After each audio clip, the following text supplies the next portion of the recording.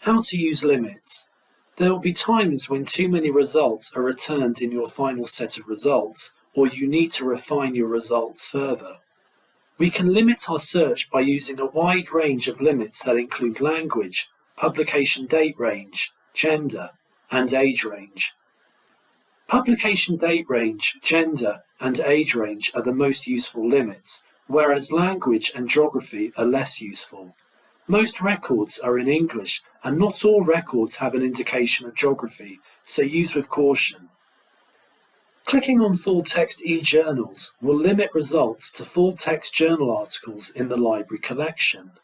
However, using this limit may exclude open access articles, so use the Find It at SGUL link instead.